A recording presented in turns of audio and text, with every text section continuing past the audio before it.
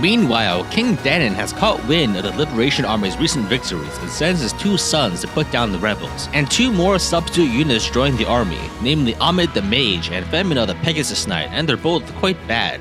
Danon's 2 sons, Johan and Johavier, advance towards us, but you can recruit one of the 2 brothers by having Radney talk to one of them. I decide to recruit Johan because he's closer, and he betrays his family because he has a crush on a mediocre substitute sword fighter. All of his Axe Cavaliers turn with him and they become allied units. The other brother, Johavier, is now no longer recruitable, so I kill him with Seliph. After this, there is another important branching decision based on which city you seize first. If you seize Sofara first, then you'll get the Aura Tome, but if you seize Isaac, then you'll get Nosferatu. Nosferatu is incredibly strong in nearly every Fire Emblem game where it exists, so the choice is obvious. At this point, Seliph has already snowballed in power and can handle the rest of the map on his own. Seliph defeats the enemy armies to seize Isaac and obtains Nosferatu Tome, which is an excellent gift for his sister wife. The final battle of this map is King Danon, who sits on Revolt Castle without any ranged weapons. I repeatedly attack with Julia to get some free XP before I get tired and just have Seliph kill him, liberating Isaac from Empire rule. In the closing cutscene, Seliph talks to Lewin, who gives expository dialogue on what happened during the 17-year time skip.